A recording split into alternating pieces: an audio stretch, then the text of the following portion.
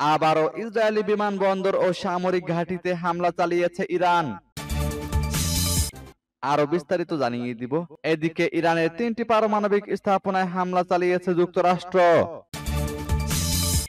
এবার মার্কিন হামলার জবাব দিচ্ছে ইরান, ইসরায়েল জুড়ে আতঙ্ক। এদিকে ইরানে যুক্তরাষ্ট্রের হামলার প্রতিক্রিয়া জানালো পাকিস্তান।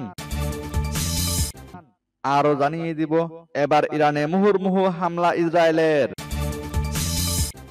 এদিকে লোহিত সাগরে মার্কিন রণতরীতে হামলার হুমকি হুতি বিদ্রোহীদের। ইরানের সর্বশেষ ক্ষেপণাস্ত্র হামলায় ইসরায়েলে আহত অন্তত 86 জন। এবং সর্বশেষে জানিয়ে দিব, এদিকে এবার যুক্তরাষ্ট্রকে কঠোর হুঁশিয়ারি রাশিয়ার। শুনছিলেন সংবাদ শিরোনাম, এখন বিস্তারিত। তবে তার আগে অনুরোধ থাকবে, এই ভিডিওতে একটি লাইক দিন এবং কমেন্টস করে জানিয়ে দিন আপনি কোন জেলা থেকে বা কোথায় থেকে আমাদের সাথে যুক্ত রয়েছেন। এবং সংবাদের সর্বশেষ গুরুত্বপূর্ণ আপডেট পেতে চ্যানেলটি সাবস্ক্রাইব করে আমাদের সঙ্গেই থাকুন। আবারও ইসরায়েলি বিমানবন্দর ও সামরিক ঘাঁটিতে হামলা চালিয়েছে ইরান। ইসরায়েলের গুরুত্বপূর্ণ বেন গুরিয়ন বিমানবন্দর, গবেষণা কেন্দ্র ও সামরিক ঘাঁটি লক্ষ্য করে ক্ষেপণাস্ত্র ছুড়েছে ইরান। রোববার সকালে দেশটির ইসলামিক বিপ্লবী গার্ড বাহিনী এ তথ্য জানিয়েছে, খবর বার্তা সংস্থা তাসনিম নিউজের। আইআরজিসি এক বিবৃতিতে বলেছে, ইরানের সাম্প্রতিক ক্ষেপণাস্ত্র হামলাগুলো তেল আবিবে অবস্থিত ইসরায়েলের গুরুত্বপূর্ণ বেন গুরিয়ন আন্তর্জাতিক বিমানবন্দর, গবেষণা কেন্দ্র এবং সহায়তা ঘাঁটি এবং বিভিন্ন স্তরের নিয়ন্ত্রণ ও কমান্ডো সেন্টার লক্ষ্য করে চালানো হয়েছে। এসব হামলায় দূরপাল্লার তরল ও কঠিন জ্বালানি উভয় ধরনের ক্ষেপণাস্ত্রের ব্যবহার করা হয়েছে বলে উল্লেখ করেছে আইআরজিসি।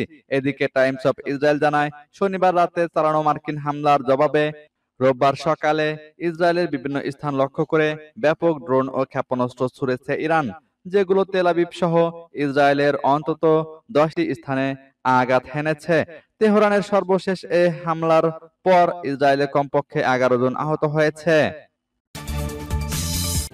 এদিকে ইরানের 3টি পারমাণবিক স্থাপনায় হামলা করল যুক্তরাষ্ট্র। যুক্তরাষ্ট্রের প্রেসিডেন্ট ডোনাল্ড ট্রাম্প ঘোষণা করেছেন, যুক্তরাষ্ট্র ইরানের পারমাণবিক স্থাপনাগুলোর উপর হামলা চালিয়েছে। স্থানীয় সময় শনিবার রাতে তিনি জানিয়েছেন, তার দেশ ইরানের 3টি পারমাণবিক স্থাপনায় সফল হামলা সম্পন্ন করেছে। স্থাপনাগুলো হলো ফোর্দো, নাতানজ ও ইস্পাহান। বার্তা সংস্থা রয়টার্সের বরাতে জানা গেছে, একজন মার্কিন কর্মকর্তা জানিয়েছেন, ইরানে চালানো এ হামলায় যুক্তরাষ্ট্রের B-2 স্টেলথ বোমারু বিমান অংশ নিয়েছে। ট্রাম্প নিজের মালিকানাধীন সামাজিক যোগাযোগ মাধ্যম ট্রুথ সোশ্যালে লিখেছেন, আমরা ইরানের 3টি পারমাণবিক স্থাপনা ফোর্দো, নাতানজ ও ইস্পাহানে খুবই সফলভাবে হামলা সম্পন্ন করেছি। সব বিমান এখন ইরানের আকাশ সীমার বাইরে। এবার মার্কিন হামলার জবাব দিচ্ছে ইরান, ইসরায়েল জুড়ে আতঙ্ক। শনিবার রাতে ইরানের ফোর্দো, নাতানজ ও ইস্পাহান পারমাণবিক স্থাপনায় বিমান ও ক্ষেপণাস্ত্র হামলা চালিয়েছে যুক্তরাষ্ট্র। এর মধ্য দিয়েই গত 10 দিন ধরে চলা ইরান ইসরায়েল সংঘাতে সরাসরি জড়িয়ে পড়ল ট্রাম্প প্রশাসন।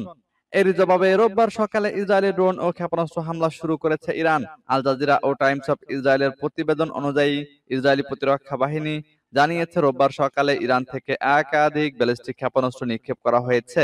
এই হামলাকে গত 24 ঘন্টার মধ্যে ইরানের প্রথম সরাসরি ক্ষেপণাস্ত্র হামলা হিসেবে চিহ্নিত করা হচ্ছে।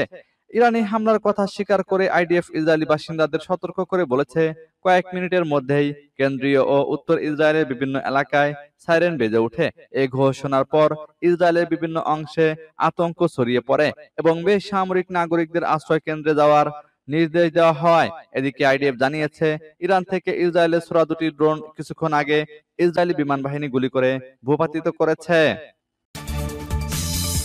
এদিকে ইরানে যুক্তরাষ্ট্রের হামলার প্রতিক্রিয়া জানালো পাকিস্তান।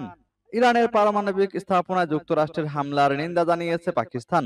রোববার পাকিস্তানের পররাষ্ট্র মন্ত্রণালয়ে জারি করা বিবৃতিতে ইসলামাবাদ জানিয়েছে, তারা এই অঞ্চলে উত্তেজনা বৃদ্ধির ঝুঁকিতে গভীরভাবে উদ্বিগ্ন। নোবেল শান্তি পুরস্কারের প্রার্থী হিসেবে ডোনাল্ড ট্রাম্পকে সমর্থন করার একদিন পর যুক্তরাষ্ট্রের হামলার নিন্দা জানালো পাকিস্তান। সামাজিক যোগাযোগ মাধ্যম এক্সে পাকিস্তানের পররাষ্ট্র মন্ত্রণালয় জানিয়েছে, যুক্তরাষ্ট্রের হামলা আন্তর্জাতিক আইনের সকল নিয়ম লঙ্ঘন করেছে। আরো বলেছে যে, জাতিসংঘ সনদের অধীনে ইরানের আত্মরক্ষার অধিকার রয়েছে। পাকিস্তান জানায়, ইরানের বিরুদ্ধে চলমান আগ্রাসনের কারণে এই অঞ্চলে উত্তেজনা ও সহিংসতা উদ্বেগজনক। উত্তেজনা আরো বৃদ্ধি পেলে এই অঞ্চল এবং এর বাইরেও মারাত্মক ক্ষতিকর প্রভাব পড়বে। ইসলামাবাদ আরো বলেছে, আমরা বেসামরিক নাগরিকদের জীবন ও সম্পত্তির প্রতি শ্রদ্ধা জানানোর এবং অবিলম্বে সংঘাতের অবসান ঘটানোর অপরিহার্য প্রয়োজনীয়তার উপর জোর দিচ্ছি। সকল পক্ষকে আন্তর্জাতিক আইন, বিশেষ করে আন্তর্জাতিক মানবিক আইন মেনে চলতে হবে। এর আগে একটি সোশ্যাল মিডিয়া পোস্টে পাকিস্তান জানিয়েছে যে এই বছরের শুরুতে ভারত পাকিস্তান সংঘর্ষের সময় তার নেতৃত্বের জন্য 2026 সালে নোবেল শান্তি পুরস্কারের জন্য মার্কিন প্রেসিডেন্ট ডোনাল্ড ট্রাম্পের মনোনয়নকে তারা সমর্থন করবে। সূত্র হিন্দুস্তান টাইমসের। এবার ইরানে মুহুর্মুহু হামলা ইসরায়েলের। এবার ইরানে হামলা শুরু করেছে ইসরায়েলি বাহিনী। দেশটির সামরিক বাহিনীর পক্ষ থেকে বলা হয়েছে, তাদের বিমান বাহিনী ইরানের পশ্চিমাঞ্চলে সামরিক স্থাপনা লক্ষ্য করে হামলা শুরু করেছে। রোববার বিবিসির লাইভ প্রতিবেদনে এই তথ্য জানানো হয়েছে। তবে এসব হামলায় কি পরিমাণ ক্ষয়ক্ষতি বা হতাহতের ঘটনা ঘটেছে সেই সম্পর্কে বিস্তারিত কিছু জানা যায়নি। এর আগে ইরান ইসরায়েল লক্ষ্য করে তুমুল ক্ষেপণাস্ত্র হামলা শুরু করে। ইসরায়েলের প্রতিরক্ষা বাহিনী দাবি করেছে, ইরান ইসরায়েল লক্ষ্য করে 20 থেকে 30টি ব্যালিস্টিক ক্ষেপণাস্ত্র ছুড়েছে। তবে বেশিরভাগ ক্ষেপণাস্ত্রই ভূপাতিত করার দাবি করেছে ইসরায়েল। ইরানের সর্বশেষ এই হামলায় ইসরায়েলে অন্তত 16 জন আহত হয়েছেন। এদিকে ইরানের 3টি পারমাণবিক স্থাপনায় হামলার পর জাতির উদ্দেশ্যে ভাষণ দিয়েছেন মার্কিন প্রেসিডেন্ট ডোনাল্ড ট্রাম্প। তিনি বলেছেন, ইরানকে এখনই শান্তি স্থাপন করতে হবে। দেশটি যদি এটি না করে তাহলে ভবিষ্যতে আরো বড় বড় হামলা হবে। এদিকে লোহিত সাগরে মার্কিন রণতরীতে হামলার হুমকি হুতি বিদ্রোহীদের। লোহিত সাগরে মার্কিন রণতরীতে তাৎক্ষণিকভাবে হামলা চালানোর হুঁশিয়ারি দিয়েছে ইয়েমেনে ইরান সমর্থিত সশস্ত্র গোষ্ঠী হুতি। মধ্যপ্রাচ্যের সংবাদ মাধ্যম প্রেস টিভির এক প্রতিবেদনে হুতি মুখপাত্র ইয়াহিয়া সারির বরাত দিয়ে এ তথ্য জানানো হয়েছে। বিবৃতিতে বলা হয়েছে, জায়নবাদী শত্রুর পক্ষে মার্কিন আগ্রাসন উপেক্ষা করার মতো নয়।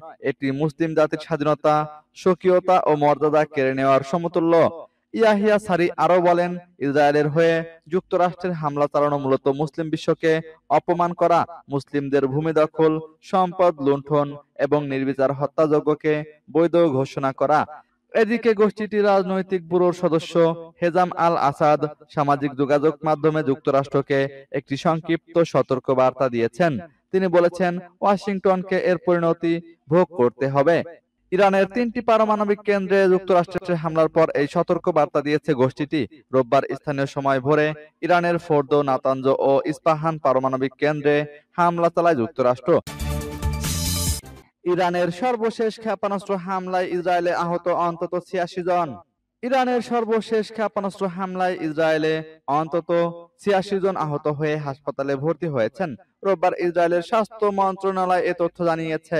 প্রতিবেদনে বলা হয়েছে, আহতদের মধ্যে 2 জনের অবস্থা মাঝারি পর্যায়ের, 77 জনের অবস্থা ভালো এবং 4 জন তীব্র মানসিক আতঙ্কের কারণে চিকিৎসা নিচ্ছেন।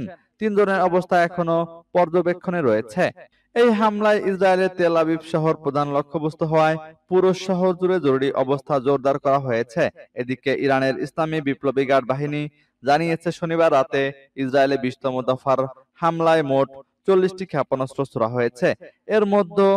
এর মধ্যে প্রথমবারের মতো তৃতীয় প্রজন্মের বহু ওয়ারহেড বিশিষ্ট খাইবার শেকান ক্ষেপণাস্ত্র ব্যবহৃত হয়েছে। আইআরজিসি এক বিবৃতিতে জানিয়েছে, এই ক্ষেপণাস্ত্রগুলোতে অবতরণের সময়ও ওয়ারহেড নিয়ন্ত্রিত করা যায় এবং এটি নানা ধরনের উচ্চ বিস্ফোরক ও ধ্বংসাত্মক ক্ষমতা সম্পন্ন ওয়ারহেড বহন করে। আইআরজিসি আরো জানিয়েছে, ইরানের সামরিক ক্ষমতার বড় অংশ এখনো ব্যবহারই করা হয়নি। এতে আরো বড় হামলার আশঙ্কা উড়িয়ে দিচ্ছে না তেহরান। এদিকে এবার যুক্তরাষ্ট্রকে কঠোর হুঁশিয়ারি রাশিয়ার। যুদ্ধবাজ ইসরায়েলকে সরাসরি সামরিক সহায়তা দিলে মধ্যপ্রাচ্যে চরম অস্থিতিশীলতা সৃষ্টি হতে পারে বলে যুক্তরাষ্ট্রকে কঠোর ভাষায় সতর্ক করল রাশিয়া। এই সতর্ক বার্তা দিয়েছেন রুশ উপপররাষ্ট্রমন্ত্রী সের্গেই রিয়াবকভ। তার বক্তব্য বুধবার প্রকাশ করেছে রাশিয়ার রাষ্ট্রীয় বার্তা সংস্থা ইন্টারফ্যাক্স। রিয়াবকভ বলেন, আমরা যুক্তরাষ্ট্রকে সতর্ক করছি, ইসরায়েলকে সামরিক সহায়তা দেওয়া কিংবা তা বিবেচনায় নেওয়াটাও পরিস্থিতিকে মারাত্মকভাবে অস্থিতিশীল করে তুলবে। চলমান সংকটে মস্কো বর্তমানে ইসরায়েল ও ইরান উভয় পক্ষের সঙ্গে যোগাযোগ রক্ষা করছে বলেও জানান রুশ উপপররাষ্ট্রমন্ত্রী। এদিকে রাশিয়ার বৈদেশিক গোয়েন্দা সংস্থা প্রধান সের্গেই নারিশকিন পৃথক এক বিবৃতিতে বলেছেন, ইরান ও ইসরায়েলের মধ্যে পরিস্থিতি এখন চূড়ান্ত সংকটজনক। সামান্য উস্কানিতেই এটি এক বিস্তৃত যুদ্ধে পরিণত হতে পারে। এদিকে রাশিয়া ইরানের ঘনিষ্ঠ মিত্র এবং সিরিয়ায় ইরান সমর্থিত বাহিনীর সঙ্গে দীর্ঘদিন ধরে সমন্বয় করে চলেছে। মধ্যপ্রাচ্যে মার্কিন ইসরায়েলি সামরিক আগ্রাসনের বিরোধিতা করে আসা মস্কো এখন আরো সরাসরি হুঁশিয়ারি দিচ্ছে। সূত্র ইন্টারফ্যাক্স, রয়টার্স ও সিএনএন এর।